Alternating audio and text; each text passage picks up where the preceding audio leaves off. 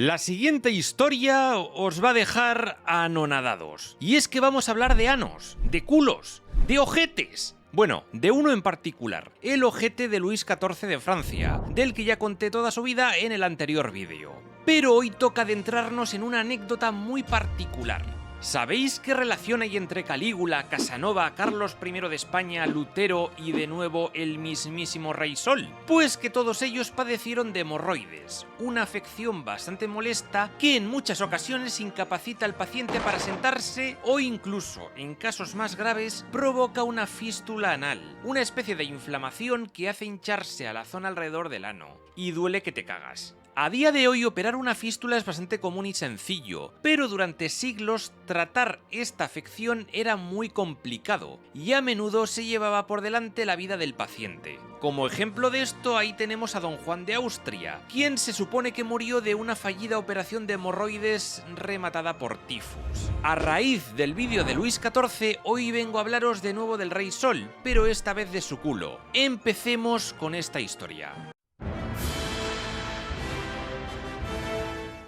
En 1686, Luis XIV decía que llevaba casi una década sufriendo de hemorroides, las cuales le impedían llevar una vida normal. Cosas sencillas como sentarse o caminar eran un suplicio, y no digamos ya montar a caballo. Aunque eso bien lo podía salvar de morir asesinado por uno de estos animales. Ya sabéis, los caballos, esos grandes asesinos de reyes a lo largo de la historia. En fin, el caso es que la afección iba cada día a peor, y el pobre Luisito había probado de todo para tratar su mal, aunque sin mucho éxito. Y es que, según varios historiadores, Luis consumió unos 2000 purgantes y más de 1500 enemas. Vamos, una salvajada. Además de una gran cantidad de medicinas de la época que nada hicieron salvo empeorar la salud del rey. Parecía que la única solución sería la cirugía, pero la corte no se ponía de acuerdo sobre cómo actuar. Y es que hay que ponerse en situación, o más bien viajar al siglo XVII para entender por qué una cirugía debía ser siempre el último recurso. Para empezar, no se tenían los mismos conocimientos de asepsia que tenemos ahora, lo que se traducía en que ser operado a menudo tenía un peor desenlace para el paciente. No había anestesia, no había antisépticos,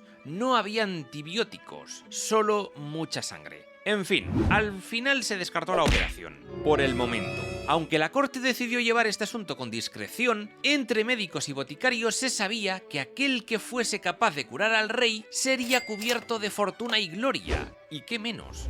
Así que muchos hacían cola diciendo traer el remedio milagroso que finalmente curaría al rey, aunque más que soluciones eran charlatanerías. En fin, durante los primeros meses de 1686, el médico del rey, Antoine d'Aquin, dirigió un equipo médico para tratar el culito de Luisito. Se le aplicaron cataplasmas, ungüentos, compresas empapadas en vino, azúcar, hierro candente e incluso se propuso pincharle inyecciones de aguas termales de Bareges, en los Altos Pirineos.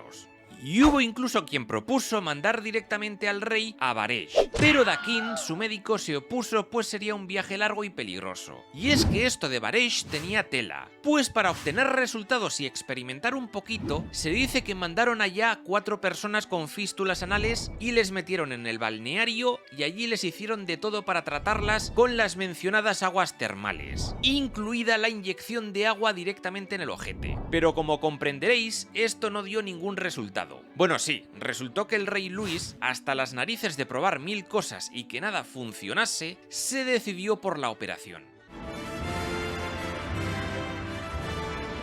El rey Luis, cansado de que nada diera resultado, hizo llamar al cirujano Charles-François Félix, quien no había dejado de darle la tabarra meses antes intentando convencer al rey de que se operase. A decir verdad, François Félix se jugaba su carrera y su vida. Si todo salía bien, ganaría el más grande de los reconocimientos. Pero si algo salía mal, o aún peor, si todo daba como resultado en la muerte de Luis XIV, ya podía correr y esconderse bien. El caso es que todo esto de la operación fue una una movida de la hostia. Para empezar, pocos estaban de acuerdo con la solución quirúrgica, pues se jugaba en la vida del rey. También, tras la decisión de someter al rey a la cirugía, todo se llevó en el más estricto de los secretos. Muy pocos sabían que Luis XIV se iba a someter a dicha intervención y, aunque para entonces mucha gente de a pie conocía las dolencias del trasero del rey, no tenían ni idea de lo que se estaba preparando. Se sabe que, durante 6 meses, Charles-François Félix practicaba su técnica para operar al rey. ¿Con qué, os preguntaréis? Pues con indigentes de París a los que operaba en el hospicio de Versalles. Los operaba en secreto, por supuesto, casi al anochecer, y la movida, según contaba el párroco de Versalles, François Hebert, es que los que morían, que fueron un montonazo, eran enterrados al alba, sin el repique de las campanas, para que nadie supiera lo que estaba pasando. Un rollo Dr. Frankenstein muy chungo. El número de indigentes operados no se sabe con exactitud, aunque se dice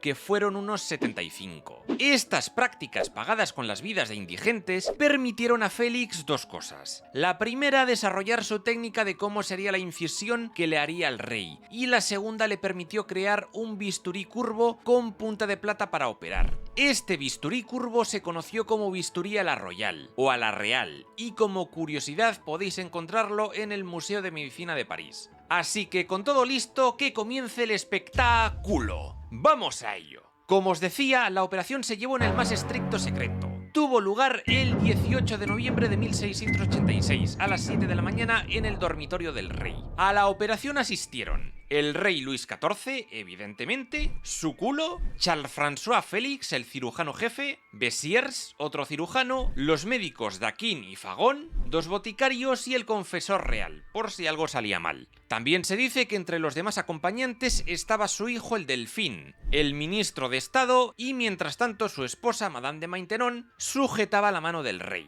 Para la operación, Luis XIV se tuvo que poner en una posición no muy real, y es que este se encontraba tumbado boca abajo en su cama, con una almohada bajo el estómago y con el culito en pompa. Primero Félix le dilató el ano con un dilatador anal, y después con su famoso bisturí procedió a realizar una incisión en la fístula. Drenó el absceso, es decir, que sacó todo el puto pus, y luego limpió todo el tejido infectado. Y todo esto sin anestesia, y durante 3 horas. Se dice que Luis XIV solo emitió un leve gemido en el momento del corte, y que luego estuvo en silencio durante toda la operación. El tío aguantó como un machote. Al terminar, según cuentan, Luis simplemente dijo: «¿Está hecho, señores? Termina y no me llames rey. Quiero recuperarme como si fuese un campesino».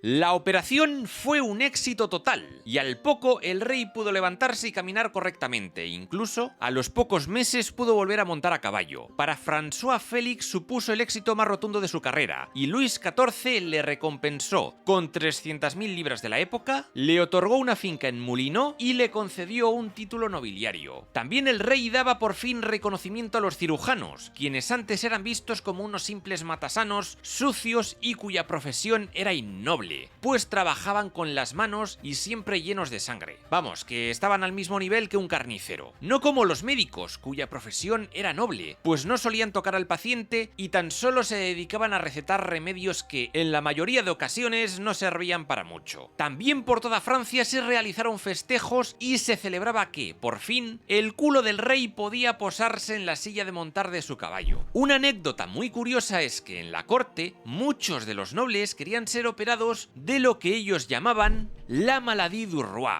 o enfermedad del rey. Según se cuenta, algunos días varios nobles se presentaban delante de François Félix y le preguntaban si podía operarles, aunque la mayoría de ellos no padecía de fístula anal, tan solo querían que las manos que tocó el real culo de Luis XIV tocasen el suyo. Incluso se decía que algunos nobles simplemente se ponían vendas en el pompis y se paseaban por Versalles cojeando, aquejados de que estaban convalecientes tras haber sido operados por Félix, aunque no fuese cierto. ¿Se puede ser más puto loser?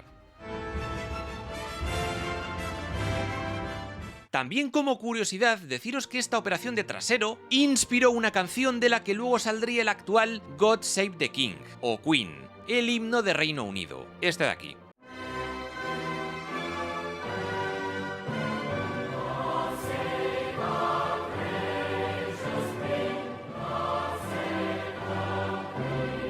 Y es que Jean-Baptiste Lully, el músico francés más famoso de aquellos años, decidió componer un himno exaltando la curación del rey bajo el título de Grand Dieu salve le roi, o Gran Dios salve al rey.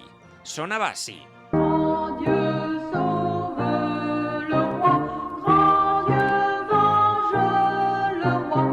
Más tarde, en 1714, Händel, el famoso compositor alemán, quien estaba de visita en Francia, vio que el himno aquel era la canción más popular entre los franceses, y se le quedó grabado en el cerebro aquella musiquilla tan pegadiza. El 1 de agosto de aquel año fue nombrado rey de Inglaterra Jorge I, de la dinastía Hannover, y Händel, quien había sido músico de cámara del príncipe Jorge en Hannover, en Alemania, se trasladó definitivamente a Londres. Así que, tras darle 1000 vueltas a aquella musiquilla que había escuchado en Francia y hacerle algún arreglo, finalmente se la ofreció a Jorge I como propia y terminó por convertirse en God Save the King, el actual himno británico. Así que ya sabéis, aunque digan que nada bueno sale de un trasero, en este caso muchos salieron bien parados. Este guión ha sido escrito por Guillermo, dentista en Ballan-Miré, en Francia, y que es seguidor del canal desde sus inicios. Según me comentaba, esta historia la conoció gracias a su profesor de Historia de la Odontología. Espero que os haya gustado, espero que YouTube no me desmonetice el vídeo, y espero que nos veamos en el próximo vídeo de la historia de Francia. Para estar al tanto de todas las actualizaciones podéis seguirme en mis redes sociales, Facebook, Twitter, Instagram y también en la comunidad de YouTube de mis dos canales. Pero eso es otra historia y agujeros de guión. En fin, espero que disfrutéis de esta lectura y os recuerdo que Adrosaurópolis ya está disponible en...